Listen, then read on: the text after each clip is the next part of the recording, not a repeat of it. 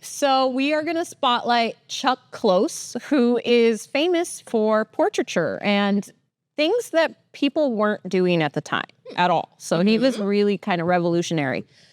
He graduated from the University of Washington in 1962, went on to study at Yale and then in Vienna. Abstract Expressionism was in high gear when he was going through his formal schooling, so that showed a lot of influence for him and left a lasting impact. A fun fact is he suffered from prosopagnosia.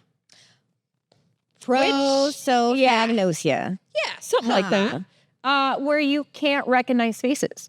Oh no. Yeah. Like your mother's face or your sister's the face? memory associated with a person's face, like you don't connect that, oh, I know who that person is.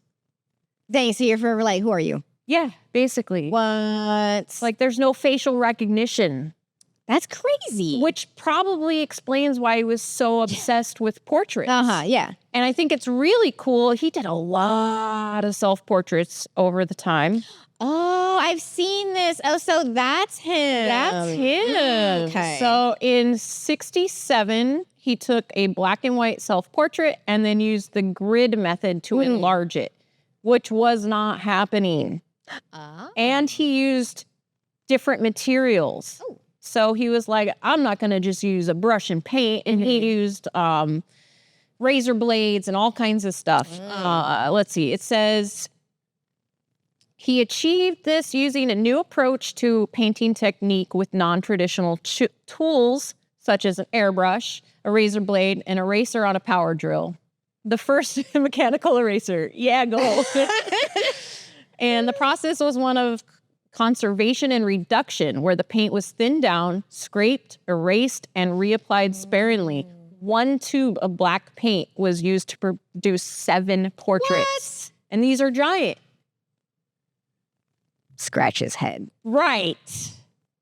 And it's so photorealistic. Yeah. And that's part of why this was so challenging, because looking for these images, I'm like, wait, is this the reference or is this the actual work?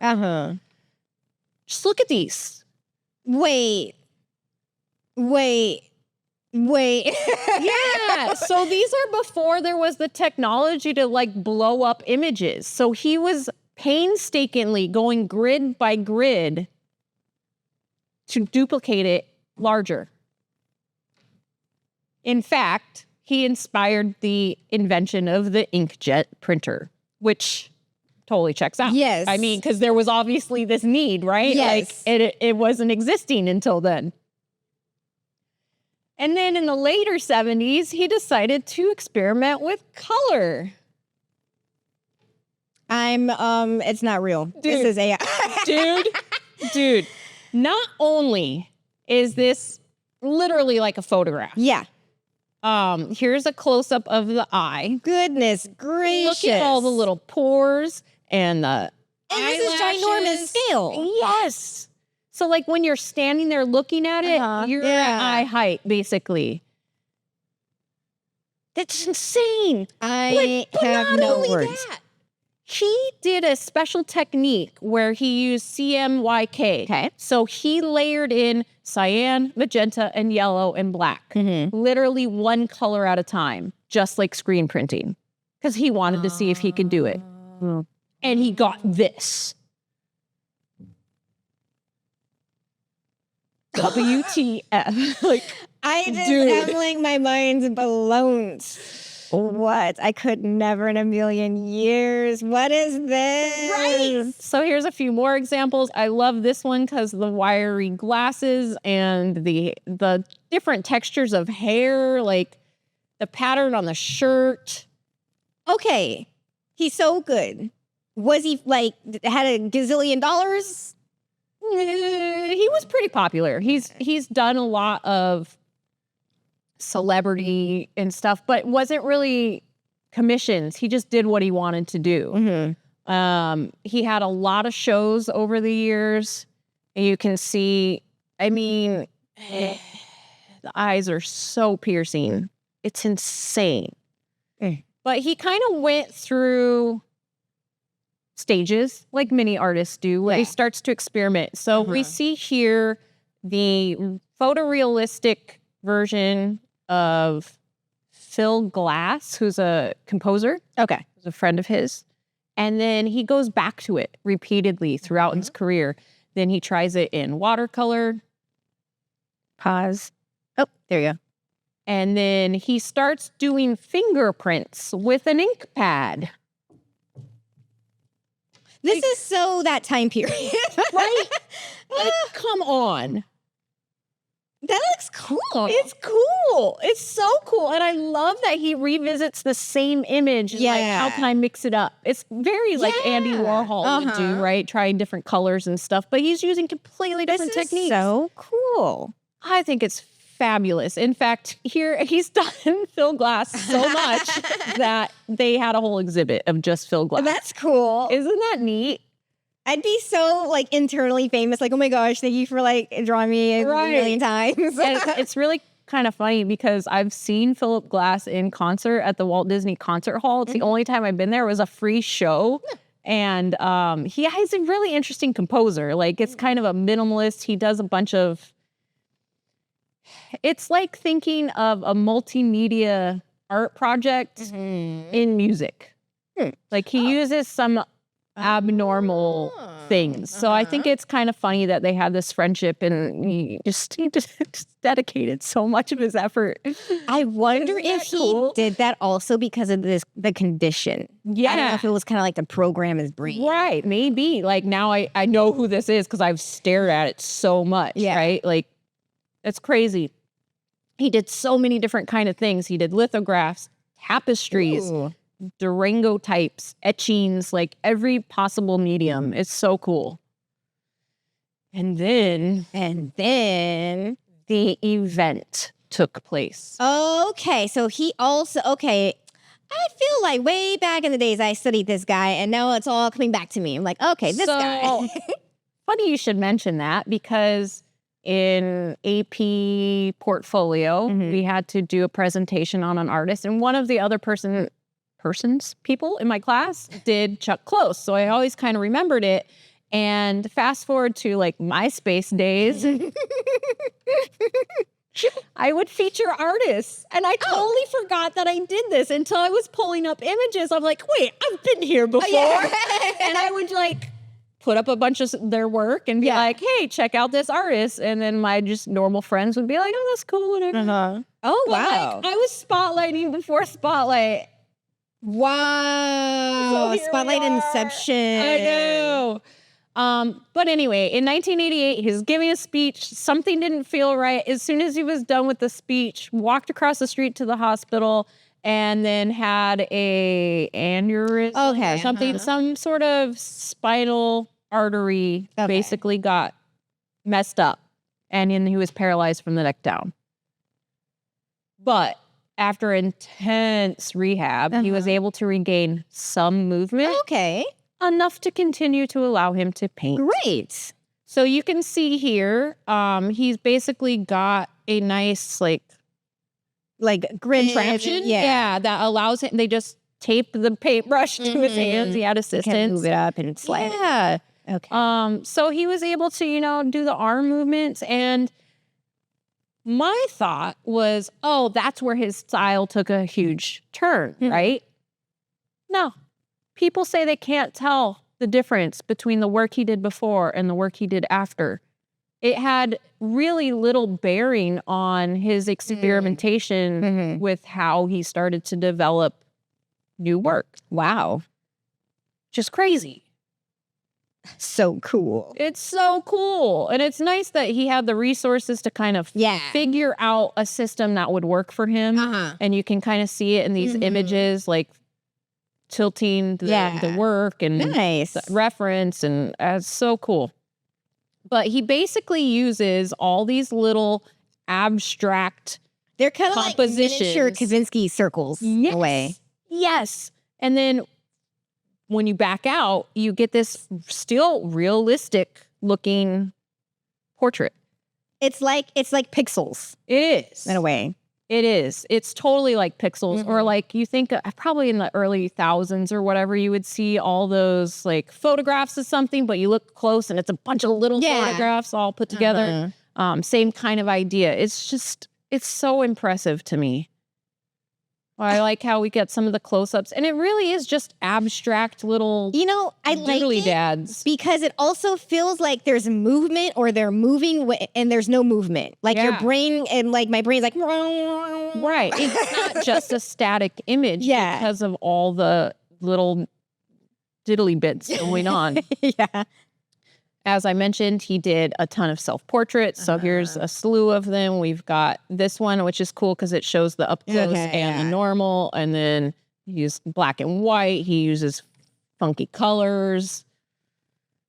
Amazing. It's so impressive to me. Look at the eyes on this little baby. Like, it's actually probably 9 little squares on the grid to make up the eye. And if you look at each one, they're so different. But somehow it still works, though. In the overall picture. Question. Weird question. I know some people can do this, but can you like blur your eyes on command? Yeah. Okay. Because I'm doing cross them a little bit. Yeah. Okay. Yeah. Because I'm blurring it just so the colors will blur, and then I like. So magic eye. Yeah. Kind of. Magic eye. Yes, I'm magic eyeing this. So you can without having to stand back. Essentially, it's kind of like a cheat way of having to. Because it is bigger. It's not as small and compact as like magic eyes were. Which, if you haven't seen that episode, you should definitely go back because that was a really fun. Yeah, it was. He did cover for Paul Simon's album. This was like just the close-up of it. It's actually, if you go back, it's the whole thing, just like all his other ones. Because it almost kind of looks like I see the shapes, but because it's cropped in this one image, so to speak, it looks like there's a crying eye, or there's kind of like this tear movement on the left-hand side, which you could see is like some sort of symbolism to the album or something. Yeah. And then we have this lovely image of Brad Pitt's tapestries. So I tried to figure it out. Like, how is this dude making tapestries? Yeah. How? I don't know. I still don't have a great answer, except that they were machine loomed. So he did something that they fed into a machine and then it pumped it out for him. But I mean, what an honor to be graced to be a portrait by this artist. And then things kind of start going downhill for him. In 2013, he was diagnosed with Alzheimer's, which in 2015 was later changed to frontotemporal dementia, which is essentially like having a lobotomy. Oh. It kind of screwed up the part of his brain that was in charge of executive function. So he was not the most tactful person.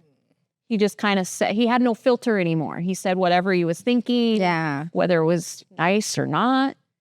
And then in 2017, he was essentially sidelined from the entire art community when women came forward and accused him of sexual harassment. He maintained his innocence, saying, "Last time I looked, discomfort was not a major offense." Close said in his apology, quite an apology. "I never reduced anyone to tears. No one ever ran out of the place. If I embarrassed anyone or made them feel uncomfortable, I am truly sorry. I didn't mean to. I acknowledge having a dirty mouth, but we're all adults." Okay. So take that for what it is. Okay, all right. But it did prompt a wider discussion about separating the art from the artist, and several museums indefinitely postponed some of his shows. Okay. In fact, the National Portrait Gallery added a little blurb that acknowledged the allegations to its wall labels of his Clinton portrait. Okay, which nice. you can see here, which is, I mean, it's just, I love it. I love that this is the portrait for a president. That's great. Yes. But they kind of encapsulated it by saying, at the portrait gallery, we try to be fairly transparent about a person's life. but there's no moral test to be here, or nobody would be here at all. Okay. So, I mean, they acknowledged it, but in the grand scheme of things, they still kept his work because I mean, every other artist probably has some sort of issue too. Yeah. So Fair. he has remained in museums, but he had not had a solo show since the accusations came out until last year. Oh. So the Pace Gallery kind of followed him throughout his entire career, constantly did exhibits for him, and they really felt like they had to close the circle. And so they featured some of his previously unexhibited work leading up to his death in 2021. Wow. So we have like Claire Danes and some more Brad Pitt. It's so crazy that we know that's Brad Pitt. However, my brain also does read Hulk Hogan. You see it? I can see it. I can see it. The eyes are kind of beady in this particular one. And he has just done like a color in each little section instead of the kind of more abstract shapes and stuff. So it is more pixelated. Yeah. But I mean, dude was getting pretty old. But yeah, I mean, he led a life. I'm like, is this the last one? No. Yeah. Oh, it's so good. It's so good. It's so good. I wanted there to be more. It's so good. You just watched a clip from our podcast, Spotlight with Purple Easel. We're art instructors here at one of the largest paint and sip studios, and we have lots to say about art, creatives. We like to spotlight people. Yes, you want to make sure to like, subscribe, ring that bell, add to the conversation. And you can also find us on YouTube, X, and... Yeah, you want to watch the full up because this was just a clip. Yes. Do the thing.